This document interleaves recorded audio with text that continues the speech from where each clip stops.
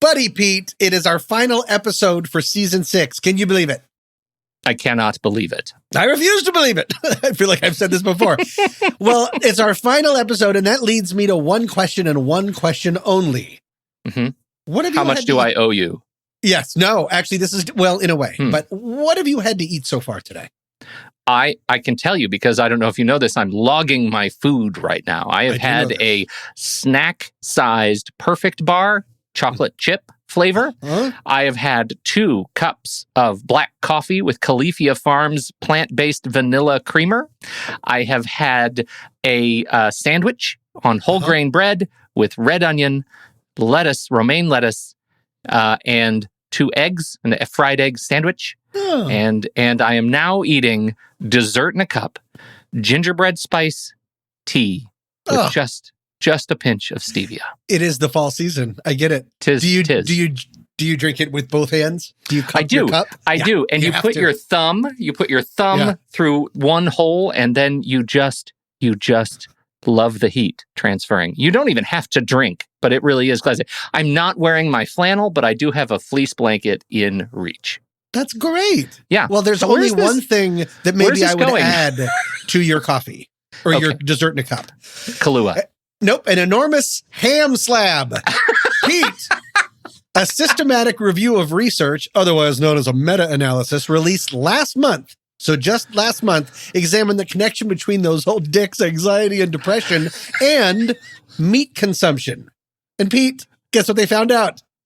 Sorry, vegans! Makes it better. Yes, a study concluded that individuals who consumed meat having lower average depression and anxiety levels than from meat abstainers. Oh no! Oh no, says every animal ever. While the scientists involved warned about making overly casual relationships between eating meat and Phobos, the god of yikes, they said that a small but significant correlation between eating meat leads to a lower level of anxiety. What does this mean, Pete? I thought we were supposed to not eat meat, and I thought that's the way that we were going. But it is because I think it goes back to Neolithic,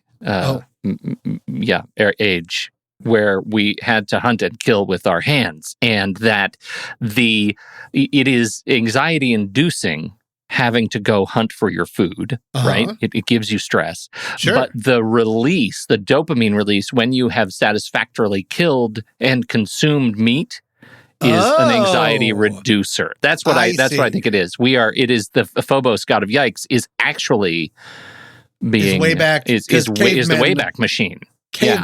Cavemen known for being so chill.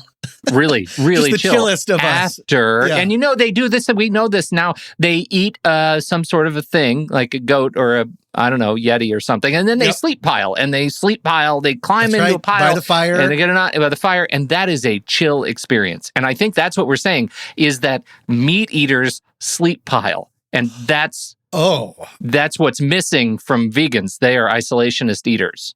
Interesting. Okay, so, as I mentioned, this is the last episode for this season, so we still have a whole episode to do, but, maybe during the break, everybody, sleep in a pile and go punch a cow in the face. Let's do this.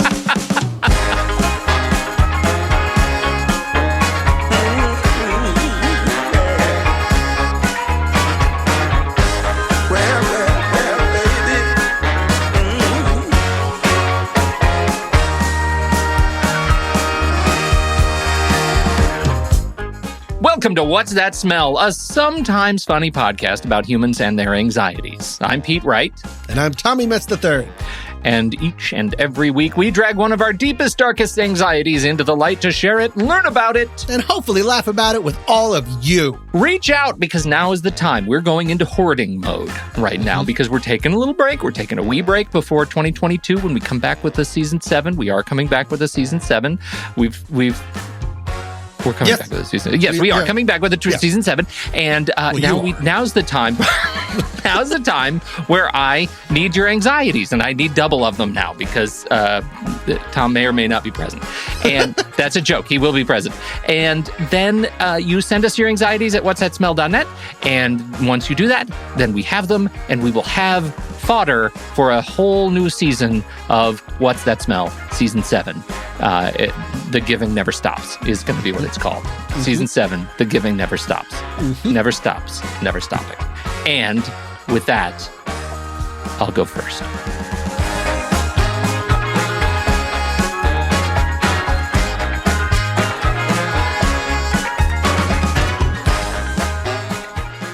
Hi, Tom. Peter, hello. Hi, it's Pete. Great. Look, that was not I didn't mean to make you feel bad. You can call me whatever you want. Yeah, I know you did. I was making a joke like I was on the line. It's okay. Look, I have to ask you something. Do you have any tattoos? No. I don't know why I said it like that, but no, I don't. Yeah. I don't think I've ever had the courage to do that. Okay. Good. Moving on. Do you have you ever had anyone in your life claim that they are a god and that they would like to rule over humanity by your side? Oh, no. Oh, no. Really? No, not at all. Wait. Of the two, that one surprises me a little bit. Okay. How about this? Have you ever had anyone break into your home and spray paint voodoo prayers on your walls? No. How is this possibly going to reconcile into something? I know it's really really crazy. And you've never had anybody pull you down from the stage at a young storytellers event and touch your body all over? No. Nope. And how about have you ever had anybody tweet a picture of a Chihuahua dog being held by its neck by a fan of yours, and then after you not responding, have you had them tweet another photo of the head of that same dog because you didn't respond? A Chihuahua? No. No, none of that. None of that applies. You mean the head no longer connected? Yeah, the dog is dead. The dog is dead. This got dark. God. It got dark really fast. Yeah. No, none of those are a Tom Metz jam. And I mean my father. And so nobody's posted naked pictures of themselves in your honor. None of that stuff. We're just to check all the list. Okay. Nothing. Well, that's interesting because is it? That confirms a couple of things for me. Actually, 6 things. It confirms you are not Rihanna, Justin Timberlake, Chris Brown, Beyonce, One Direction, or the Bieber. Because those are things that have happened to each of those artists by their hardest core fans. Oof. Yikes. Yeah. Okay. Yeah. Gross. You want to know about the dog? You want to know about the dog one, though, don't you? No. That was One Direction. A fan said, "I love you" with a picture of their dog, and when the band didn't respond, cut the dog's head off and said, "My dog has just died. I love you. Follow me. My dog has just died." Okay, so that's not even a fan. That's just an addict. It's fanatic. It's gross. Yeah. It's just an addict. Yeah. Okay, yeah. Chris Brown had the voodoo stuff. Somebody broke into his house and wrote voodoo graffiti all over his daughter's room. Justin Timberlake is the one who had the fan claim that she was God and that she and Justin were destined to rule the world together. And Rihanna has a super fan who has 14 tattoos dedicated to, quote, the Queen of Barbados. And it helps her weed out potential relationships because she's only interested in men who are Rihanna fans anyway. Wow. So, this is the extent to which fans, the hardest core fans, go to support their bands. And now I turn to you, Tom. Do you have any relationships with a band in your life to which you would go to what others might say are extremes? I don't think so, except I did at one point think about sneaking out of my house. Wait, I'm about to out myself in so many ways. Yourself. Yeah, this is going to be great. I was going to sneak out of my house and somehow sneak into a 21 and over only concert that I knew that my parents wouldn't allow me to because it was 21 and over. And I got really close, but without having, I didn't know how to sneak out of my house. I didn't know how to sneak into a venue, and I didn't know how to get down to Denver. I lived in Boulder. I didn't know how to get into Denver in order to get there, but I was like, I was so excited about it. So that's like my version of going above and beyond, even just thinking about it and making plans and then realizing I don't even know how to sneak out of my house. You made me choke on my tongue a little bit there. I'm sorry. Wait. I got really close, but I didn't know how to sneak out of my house. Is the definition of not getting close to anything related to a concert. This is close for me. So I got really close in that I thought about it for a few seconds and then realized I was about to fail. Right. Yeah. That is, no, oh man, it goes in so many different directions. I kind of now only want to hear about episodes of you trying to sneak out of your house and failing, because that seems like a delightful line of inquiry. I'm going to pass. I got very good at sneaking out of my house later, or did I, Mom? But I was only sneaking out for Bible study. Okay, let's go. Talk to me about your favorite bands, though. What is your relationship with your very favorite bands? How would you classify that? Do you want to know who the concert was that I wanted to sneak out, that I knew that my parents wouldn't let me go see? Wait a minute. Do you have a guess? Well, of course I want to try and guess. Of course. I can tell you the name of the tour, if that helps. Wait, was it George Michael? Yes. What? How do you know that? Have I told you about my love for George Michael? We must have talked about that. I might know a thing or two about your love for George Michael. That was pretty good, though. Pretty good. That was incredibly... Yeah, well, I mean, if people could see our video live stream, my face was like, why are you behind me right now? It was the George Michael cover-to-cover tour. He was just doing covers. Yeah. That's when he was like doing all the... Because my first album that I ever bought with my own money was Faith. Yeah. And the second album that I ever bought with my own money was a second copy of Faith. And so I lost in case I lost the goddamn first one. No, I've always thought that George Michael was outstanding. And I was a super fan later, like when everyone else dropped off after Listen Without Prejudice. His later ones, Star People, Older, like I kept on the train. Nice. Yeah. And that brings up, I mean, we lost him, obviously. And so. We did. Yeah. Yeah. No, mine would be Prince, and I would say that would be my second. There you go. Oh, it's big. It's big. I've seen him multiple times, different venues around the world. Have successfully snuck out of my house to see him. Wait, did you really, or were you an adult when you were? Did you ever? I was 20. I was 25 and didn't tell my roommate. No, I didn't. No, I did successfully get up, and I used to spend my weekends going up to. Do you remember Wax Trax in Boulder or in Denver? The vintage record store, Wax Trax. I don't think so. And we used to go. I used to collect they had the greatest, I don't know what sort of BMG border mule they had, but they were constantly getting amazing vintage classic bootleg vinyl and eventually CDs. Oh God, old. And so I had I had my favorite one was actually not even a music album. It was an interview that had been cut into a vinyl, a 45 vinyl, but cut out of a full-size LP. And it had been milled in the shape of Prince's silhouette. So the album was the shape of Prince. How would a record player play that? Well, because the whole size of the cutout was the full size of the LP, but the only playable part was this little circle right in the middle. So the interview was only 15 minutes long. It was very short. Yeah. But you could see the whole cutout. It was classic and amazing, and it breaks my heart that when I stopped listening to records, and I foolishly I traded away my entire collection to DC Barnes.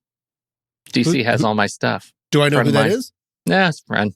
Sounds like a superhero. DC he was in. I grew up with him. He was in the J.J. Abrams Star Wars movie.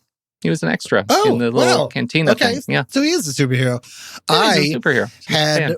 I was able to get a very rare copy of the Black Album. Back when the Black Album by Prince was impossible to find, I got it at the version of a Wax Trax kind of place. I think it was Amoeba Records out here, maybe, and I had that for a long time. And then at some point, I got rid of CDs knowing that that'll be around forever and I can't find it. Yeah. And I'm very sad. Yeah. Yeah.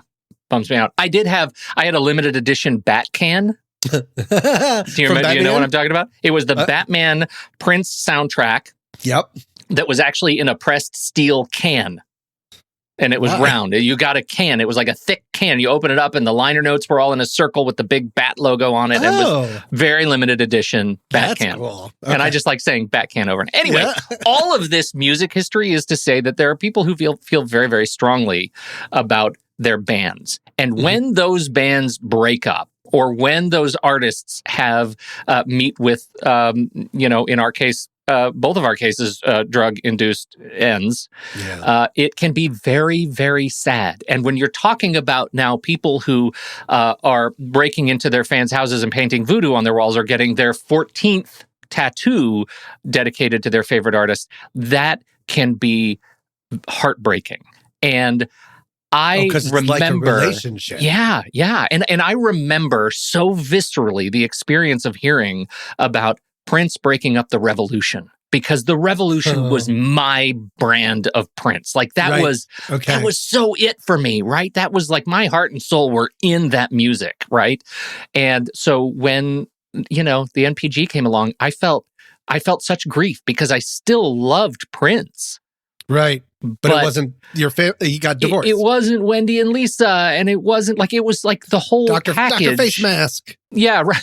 Right. I'm not Dr. a Revolution Fink. person. We call him Dr. Fink. Yeah. But I was a New Power Generation person, so I know that whole group upwards and downwards. But I'm well, and it. Yeah, well, you know what I'm saying. Like it is 100%. Like I'm a big fan. 7 is great. It's a great song. Okay, yes. So I'll give you that. Anyway, I celebrate the whole collection, but that's the first part of the relationship. When that relationship broke up, I thought, oh my gosh, I can't trust anything. And so I started thinking about this because I was watching a CBS Sunday morning program, and they were doing ABBA. They were doing a thing on ABBA. You know the band ABBA. Yep. Swedish Mamma Mia. Mega band. Mega band. Are you a fan? Are you a fan of? I don't think I know them enough to know. I probably am. I don't know. I tried to watch Mamma Mia the movie and I couldn't get through it, but I don't know if that's a good sign.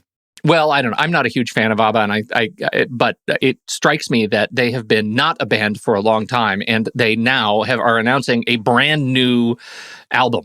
ABBA, the elderly now septuagenarian band, have a new album of new music, not just another greatest hits album. And to celebrate the release, they have actually spent a ton of money and just an obscene amount of technology, blood, sweat, and tears to put them, all of the elder group of ABBA, into motion capture suits with the little ping pong balls on them, and they are going to do a live concert of holograms of the elder versions of themselves, but their holographic projections will be the young ABBA on stage.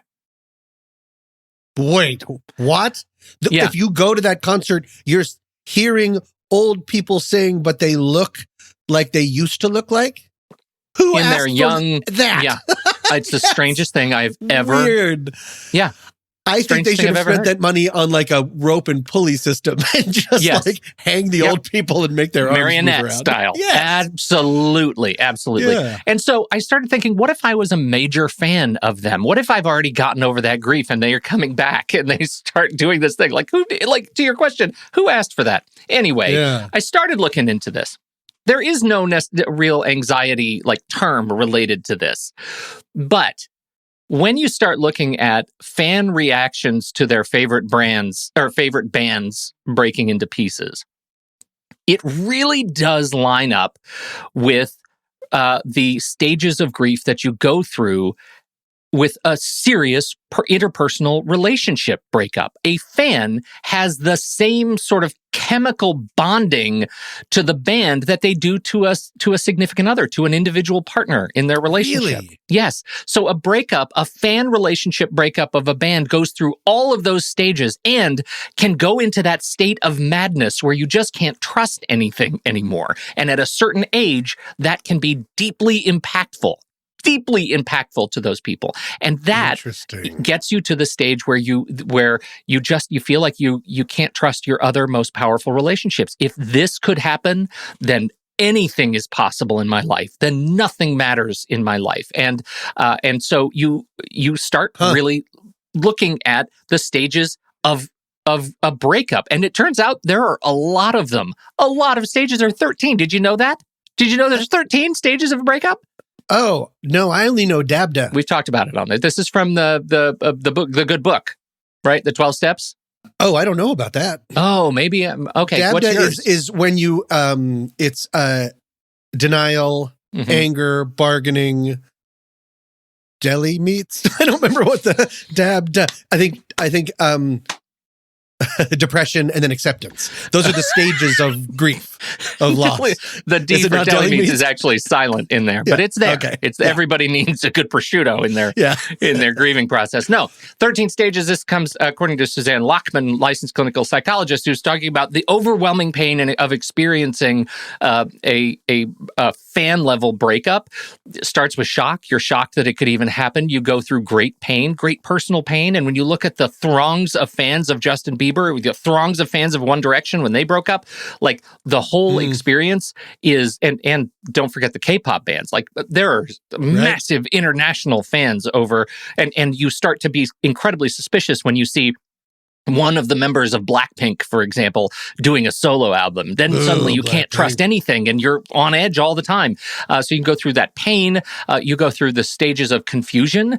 And initially you remain driven to understand what happened at any cost. The drive to know is consuming and can come at the expense of all rational thought and behavior. You must understand why this breakup happened, maybe beyond anyone's ability to explain it. You fixate on things that the band says or said at different times in their career that you have cataloged in your experience of being a fan. And then you start testing whether those things contradict their stated reasons for breaking up. And that causes conflict in your head and your heart. And then, of course, denial. Maybe they'll get back together. Sure. And maybe that's just this. Maybe it's just maybe it's just temporary.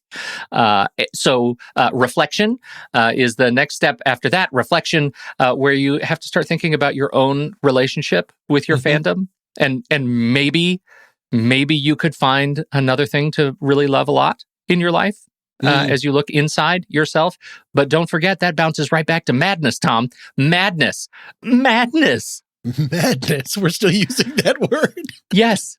Yeah, madness. They call it. Bonkers. This is Eddie. That's what the B stands for in Dabda's. Bonkers. Bonkers. Eddie Corbano is a therapist and expert in the field of breakup recovery, and says this particular relationship, first, you really, really want them back together. Right. You really want them back together, and you start rearranging the world in order to frame a future in which they are back together. You start living your life as if you have undone all the things that led to their breakup in order to fix them going forward. And madness is, as he says, stupid and inexplicable. But you are starting to accept that the band is not together as a result of going through and achieving the other side of this stage.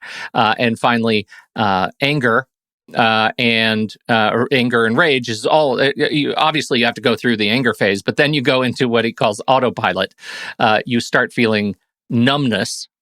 And you have to know, there are 13. We're at stage 8. 13 stages. What? We're only at stage 8. Okay. Numbness is autopilot. Acceptance is when you finally realize this is the truth, this is the way the world has rewritten itself around me, and my fandom is a way to celebrate. I'm going to have to be able to celebrate the catalog that has passed, because I'm never going to get a catalog in the future. And then grieving, where you actually get to be sad about that new reality. Recognition that you are over that. Taking responsibility. We're at stage 12. Stage 12, taking responsibility of your own future fandoms and letting go. Realizing that your emotional attachment to the property is no longer serving you in your future. So that's mine a lot. Was Dabda. Yours was yeah, that is quite an acronym to try to remember.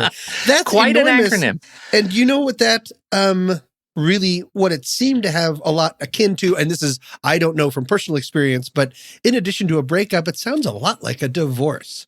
Yes. That's what and one of the differences, because I was like, oh, the difference is you don't have any say in it. You didn't do anything. Yes. But in that list. No control. No control. But in that list, you still had that thing of like, maybe it's somehow my fault if there's something that I can go back and change. I am lucky to have not gone too far down a road like that. Yeah. I was the year, because, we lost Prince and George Michael in the same year. Yeah, I know. And that's the roughest that I've had it artist-wise. And the biggest thing that I remember feeling is regret of, well, A, not sneaking out of my house that one time, but then B, I got to see Prince multiple times, but I had more chances, especially when he did that residency out here, when he was out here for like weeks or something. Oh, yeah. I only went like once. And so the fact that he was all of a sudden was gone was like, oh, I'm never going to be able to do that again. That should have been a step. Like how did they come up with 13 steps and not include regret? All right. Bonus step. I absolutely, I really relate to that experience of like feeling like I could have, should have done more. Maybe if only I bought more tickets.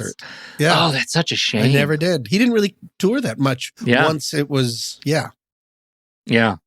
It's a real shame. To get us, back on the road of anxiety, the thing that I really land on here is when your world is shaken by something like this, you lose the sense of trust in other things. You realize the sense of impermanence in anything you love, right? And that is a terrifying thing. I remember when Steve Jobs passed away, and we all knew kind of he was going, but I had one of those like Steve Jobs and his best friend are kind of the two fingers crossed, and I'm like the pinky adjacent, because I did that commercial, right? I did that Apple commercial, and there was one, the VP of marketing at the time. Do you want to explain? It was a talking head commercial, white background. A lot of people might remember this. You were just talking about how you switched to Mac and you would never go back, and you're a Mac guy.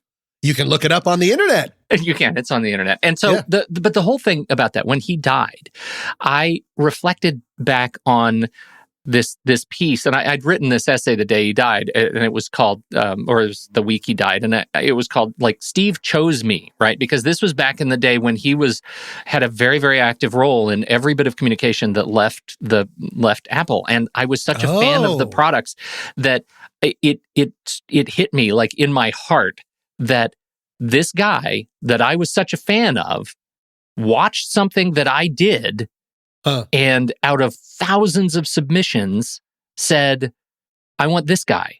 I want this guy to be on the homepage of our website. I want this guy to be like, that was a degree, it's like the 6 degrees. It was connection. Like 1 degree, I never met him myself, but, it was one of those things that was incredible to just lose Steve Jobs because of my fandom of him as a technologist and a thinker. And that, I think that causes me to hold my fandom at arm's reach for others today. Oh, because you don't want to be too vulnerable. Because I don't want to be burned. Yeah. Right. Bottom line, the lesson is, for me, is to remember that chemical connection, the things that these fan relationships conjure up in me and in others with their relationships are akin to a significant other. And when they are broken, it's okay to treat them as such. It's okay to let yourself be hurt a little bit and vulnerable, and to realize that this is a lesson of living as a human organism. This is what we get. This is what we get for showing up. And if it didn't hurt, it wouldn't be worth it.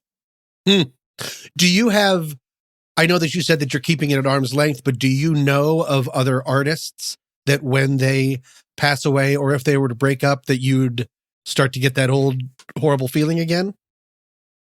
Other than the spin doctors? I assume they're the number one on your list. Part of the challenge that I have is in terms of building these relationships with bands that aren't Prince, is that I came to them after they'd already broken up. Do you know what I mean? Like, I never got to see as many of them live as I would have. Like, Fleetwood Mac was a mess, but I fell in love with Fleetwood Mac long after, like, they were already a mess. You know, Crosby, Stills, and Nash, like, they were a disaster. The Eagles were a disaster. Like, those were the bands of my youth, like Journey and Foreigner, and, you know, they were already kind of messed up when I came to them. So I never saw mom and dad not fighting. I just heard the music. You know what I mean? Sure. I don't think I'll ever get back the gift of having that pure fandom that I had in my youth. I'll never get that back because I think I'm just a little bit too jaded. Well, I was thinking about filmmakers, right? Like filmmakers that I would feel like I'm a fan enough of folks like Chris Nolan and David Fincher, Paul Thomas Anderson for me. Yeah. And David Fincher, oh yeah, totally. Errol Morris, because I know him. He actually shot the commercial that I did for Apple, so I got a chance to like hang out with him and spend a little time with Errol Morris. That was a lot of fun. So you know. But going back to music, I have one that I want to admit because I want to make myself as vulnerable as possible. Oh, good. This is one that when other... Is it Bananarama? It is not Bananarama, but it might as well be Bananarama, Pete. When I had friends listening to like Nirvana and Pearl Jam and stuff, I, to this day, unironically really enjoy this guy's music. And I think this will be a weird one because when he passes, a lot of people will probably make a bunch of jokes. And I like legitimately think he was always incredibly talented and I loved his album. Do you want to know what it is, Pete? So I don't know. Is it going to change? Is it going to change our relationship, me knowing this? It might, but we have to be honest about things. Yeah. I have an unironic love for the music and I have of Rick Astley. And I'm not joking. Rick Astley of Rickrolling fame. Yeah. I think his voice is outstanding. Some of his later music, like Stay, and he has one called Cry for Help, which is like legitimately good. And yeah, I think when he passes away, if I'm still of this earth, that will be like a weird, rough one. When I'll be depressed and the rest of the world will be making jokes. And I just wanted to make sure to say that on a podcast. As I continue to use this podcast to be as undateable as possible. Just trying to imagine, like, what other podcast would you tune in and hear? I really like Rick Astley, but I truly celebrate his later work. I know. I'm so undateable. What's the opposite of Tinder? That's what I'm making this podcast. I'm making this podcast like a wet washcloth. That's what this podcast is for me.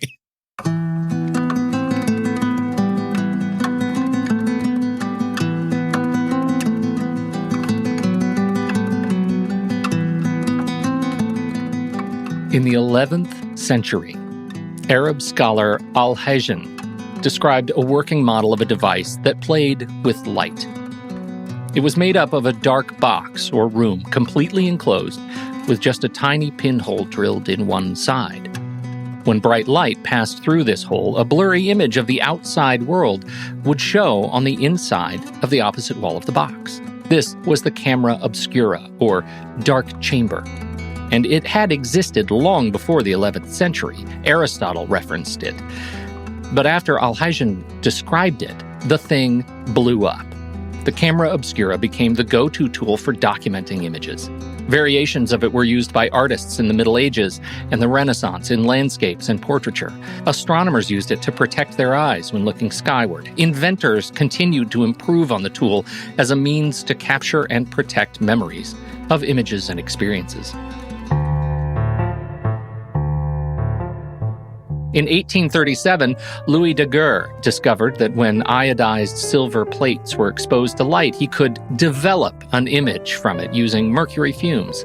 This was a big improvement over the hand-traced images of the camera obscura, and daguerreotype found a home in a booming portrait industry in the U.S. But British inventor William Henry Fox Talbot wouldn't be outdone. In 1841, he came up with a process that improved on daguerreotype in a crucial way.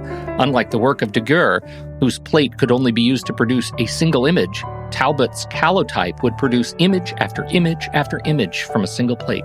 This, as it turns out, would become the foundation of modern photography. But what about the wet colloiding process, you ask? And don't forget the great run on dry plates of 1871, Pete.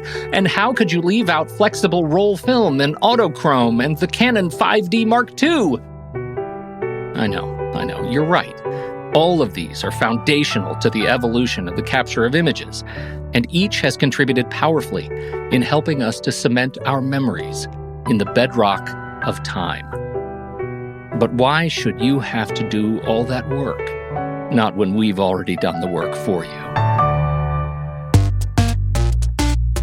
It's the final episode of the main season of What's That Smell, the sometimes funny anxiety podcast, and we know you've worked hard to take notes and draw tiny pictures to trigger your own memory of the powerful lessons of each episode. But you shouldn't have to do all that. We've already saved your memories as a podcast. And thanks to the support of the What's That Smell Panic Pals, you can jump back in time and relive each episode anytime you want. What's more, if you decide to become a Panic Pal yourself, you can watch the live streams of every episode this season, and you'll soon be the recipient of a fine envelope of promise, stickers, coupons, and a love letter of friendship from us.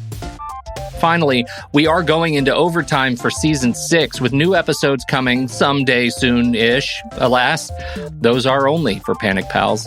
So visit whatsthatsmell.net today and pledge your support for the season you just heard. Get those live streams and send a message that you're in for us to keep doing this ridiculous thing for another season, early 2022. My God, I just said 2022.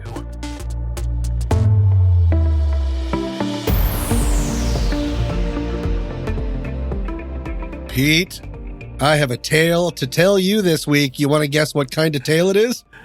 A spooky story. It is harrowing. And in honor of this... God. Yeah, it's really the one word I've used every single episode. Totally biffed it. Yeah, I got the mood. Yeah. But wow, okay. It is harrowing. And in honor of this being our last ep for this season, I thought we'd act out this scene together, unprecedented. So I have sent you a script. But before we start the script, I want to set the scene. This happened 2 weeks ago, in Scout's honor, it is all true. So I was walking Puppy King Foster on his night walk in the park across the street from my apartment. It was dusk, so there was light in the sky, but it was very hard to make out any facial features. This will be important later. And I heard this kind of buzzing sound, and then I saw a mid-sized drone flying around 30 yards away, all lit up with cool colors. And I think drones are cool because I'm single. And so I walked over and watched for a second, and I had the following brief exchange with the guy who was operating the drone. Now, remember, I couldn't see his face because it was too dark, but I'd put him by his voice around late 20s, early 30s. I will be playing the drone guy in this script that I just sent you. You will be playing me. Foster. Oh, you will be playing me. And if you want to use a horrible accent to try to be me, I won't take it personally. Okay, here we go. Okay. All right. The horrible accent. And I'll do the action reading too. Okay. Exterior, park, dusk. Hey. Oh, no, that's you. Okay, you're me. Yeah, it says it's your name, but again, I'm you. I know. And also you wrote it. So okay. So you just walked up to drone guy. Yeah. Go for it. Hey, that's really cool. Yeah. You're what? That's going to be, that's me? I don't sound like that at all. Okay, I'll let you go. I'll let you do it. Okay, I'll let you go. Okay. I've got it. I think I've got it in my head. Hey, that's really cool. Yeah. I love how it lights up. Yeah? Watch this, bro. The drone's lights start blinking, and the drone itself does a quick flip in the air. Very cool. The drone then starts another flip and then hits the ground, coming to a stop. Damn it. Bro, the controls are crappy. That usually never happens. I think it's really cool. Okay, have a good night. My dog and I start walking away. The guy picks the drone up and launches it again. I think they gave me broken controls. I look back and he tries the same trick and the drone immediately crashes into the grass again. I immediately look away to help him save face. The battery life isn't great. Thanks. Have a good night. This only ever happens at night. And that man is never seen or heard from again. The end. Okay, so not like a hugely memorable experience, but I have not been able to stop thinking about that. For one big reason. Do you want to guess why? Or I don't know why everything has to be a game. I don't know if this is kind of where you're going, but can I tell you where I started having anxiety? Sure. When he's calling after you, perseverating on this whole thing where he's like, suddenly you have somebody who is a stranger and they want to prove something to you and you don't want to be proven to. I love it. And that's exactly right. He seemed to need my acceptance and reassurance so much. And why I set the scene about being dark, he can't pick me out of a crowd. I'm never going to see this man again, or he could live in my apartment and I wouldn't know. We were strangers, but he needed to come up with so many excuses. And his pride, it only happens at night. What does that mean? His pride seemed so wounded from such a dumb thing that it made my heart hurt. I wasn't mad at him. I wasn't trying to, but I mean, as I did include in the script, I looked away when I saw that it had fallen again to help him save face. Yeah. And then what was embarrassment turned into chest puffing. He kept calling me bro. So Pete, I want to be honest. I'm kind of going to be chasing this one like a hound because it's a little bit weird, but I'd like to talk about. All right, bro. All right. Gross. I'd like to, just a drone appears and your dog's flying it. I'd like to talk about male vulnerability and how there just really doesn't seem to be a lot of room for it in society. And I want to make it very clear that I'm not saying boo-hoo, men are the real victims here. Men are the worst. And over I've said, all we're good at is knocking things over with our penises. But what I'm saying, there seems to be such a need for vulnerability and so many men don't know where to put it or how to let it exist. And that's when I saw that. That's what I sort of saw in Park Bro that night. And I haven't been able to think about it. Are you uncomfortable with this topic? Or well, let's just say out loud that I just spent 40 minutes telling you how I'm a jaded middle-aged man who is afraid of like loving bands because Prince broke up. And I just outed myself as an assly face. As an assly face. Right. I think this is absolutely true. And I don't know if you remember back to the very first conversation we had about this podcast, do you remember why I wanted to do this podcast? No, I remember where the title came from, but I don't remember exactly. I remember you were in a crowd of a podcasting concert. Of PodCon, podcasting concert. I don't know. What are we doing right now? Sorry, go ahead. But just what remind me? Yeah, no, because I immediately, as I was listening to my brother and me have that conversation and talking about the whole experience at that show was an experience of men being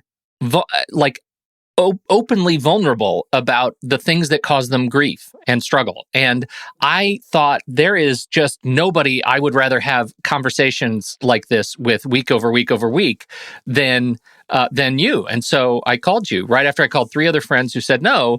Yeah, that's what I assumed. Yeah, it was a short list, but still. And we started the podcast. But I just could not agree with you more about this in general is a thing that is hard. And so, yeah, poor Park Bro. Like, if poor only Park he Bro. knew.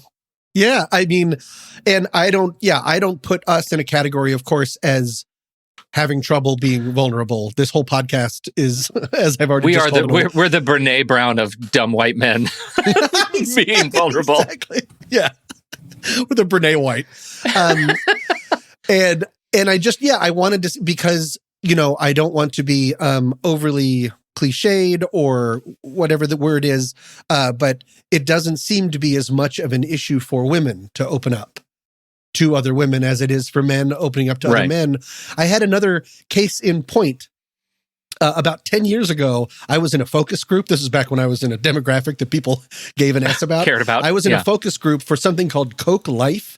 I think it did end up coming out. It was the big coming out of like stevia, like an all natural sugar. So it had some calories but it was all like very about nature. And I think if you finished it and like buried the can, a tree would grow. I don't remember exactly, but it was called Coke Life. And it was all from the Coca-Cola company, like 100%. 100%. Okay. It was a soda pop. Yes. It was a soda. All right. Yeah. I probably should have started there. Instead, I was talking about just demonstrating that nobody cares about your thinking anymore. It's a soda pop. Exactly. It was a sody. Anyways, why I bring it up is the group was all men. and of different ages. And we were there for probably about 45 minutes. You try it and you say, it makes me feel like, excitement in my head. And then they give you money. After about 20 minutes, I'll never forget this. 2 different men were teary-eyed, talking about problems they were having in their marriages. And this had happened to me before in focus groups with men, that people would just sort of they'd talk about their problems they were having in work. It became a support group. And this was legit about Coke life.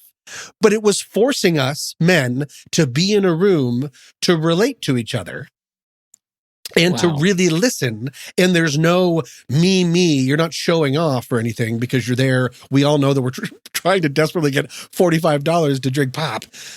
So none of us are doing great.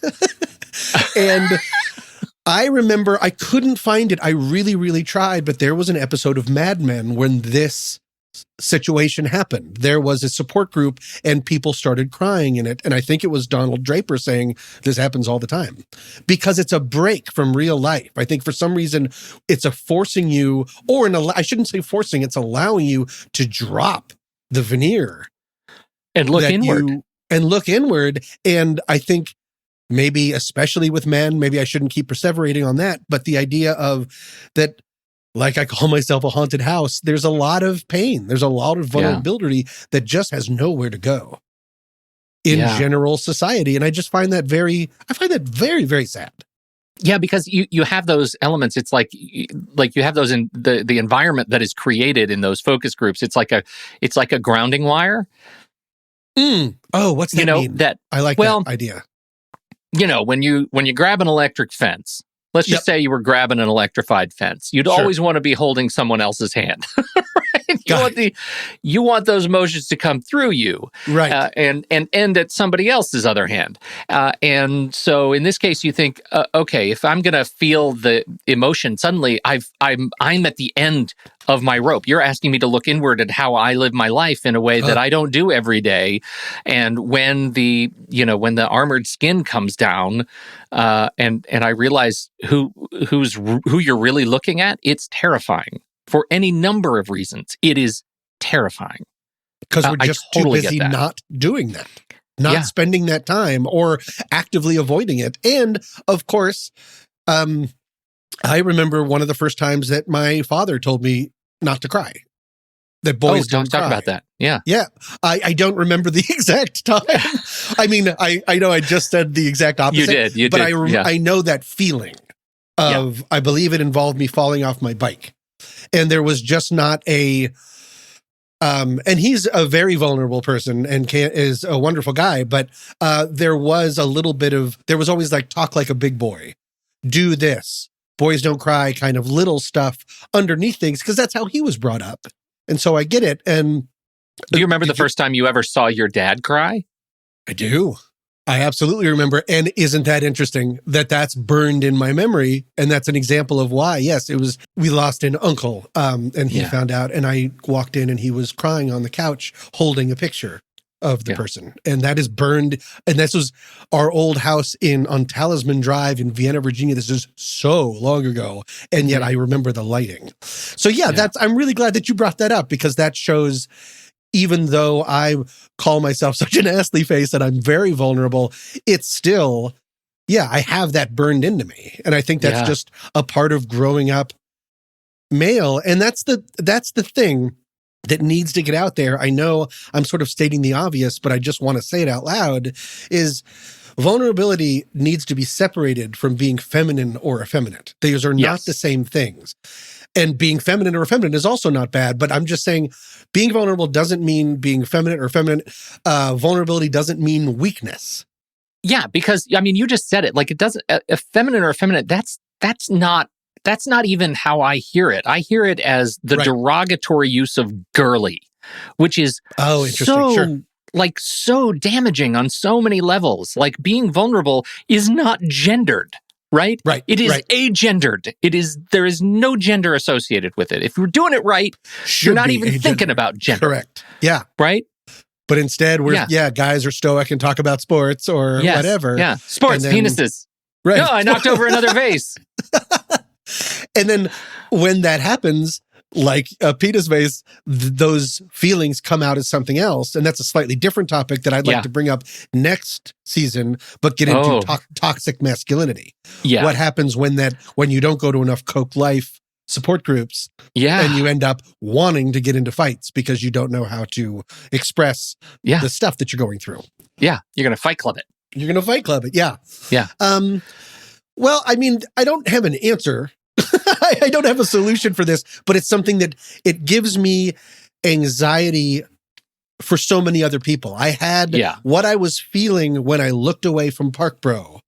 So as if I was looking away so he wouldn't think that I saw that it just ate S again right away in front of me. I was feeling anxiety on his behalf. Because I could feel, I was feeling empathy. And that's why I wanted to bring it up, is anxiety has so much to do with all of this. The anxiety of being vulnerable. The anxiety of being vulnerable, of spotlight, of everybody's watching me. I better be the toughest version of myself that I can possibly be.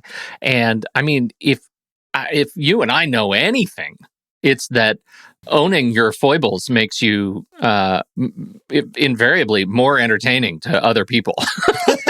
Exactly. We are case example number one of why stubbing your toe humor is funny.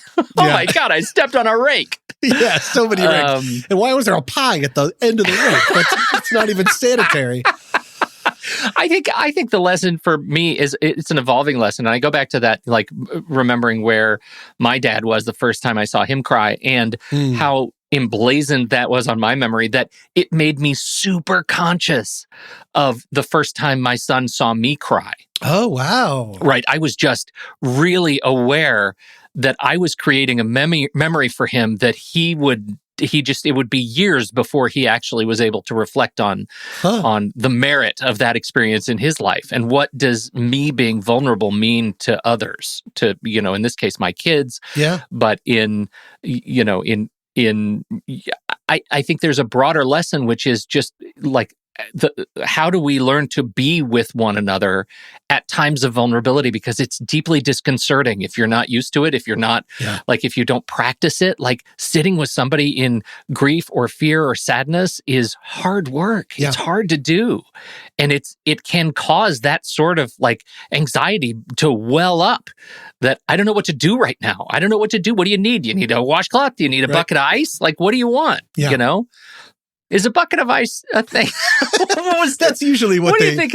Yeah. What do you think I was thinking about there? Well, generally when if you're a man and your wife is in labor, they send you out for hot towels and a bucket of ice. In order to help. That's right. Yeah. So I just conflated, male anxiety and vulnerability with a woman being pregnant. Yeah. I'm so broken. Maybe a cocktail. We're not exactly sure. So broken. So I'm glad that we brought this up, just because this is the last sort of segment of this season, and this really gets to the heart of so much about what this podcast is about. The masthead has always been to learn about it, laugh about it, and love it, whatever it is, and deli meats. But the idea is together, being open, being vulnerable. That's going to be the answer for so many things in life, I think. You just will feel more belonged. Let the light shine in about anxiety, about grief, about all of that, and include other people in it. And I think that's the answer. You're just a real up with people kind of guy today. Well, just let the light shine in, dabda. Together forever and never to part, everybody.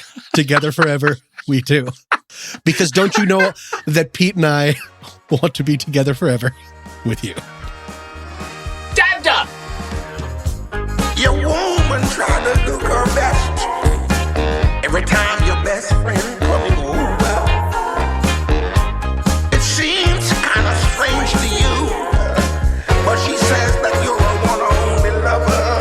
Thank you all so much for joining us for this episode and for this season. Season 6 in the bag. Pete, can you believe it? I can't believe it. No one can believe it. Hey, you know what else you can believe, though? This week's tune is Things That Make You Go, by Roy Young. Take a hike, CNC Factory. Become a Panic Pal and join us for our member episodes during the break at whatsthatsmell.net. Until next season, I'm Pete Wright. And I'm Tommy Metz III. Thank you so much for downloading. We will be back next season on What's that. Smell.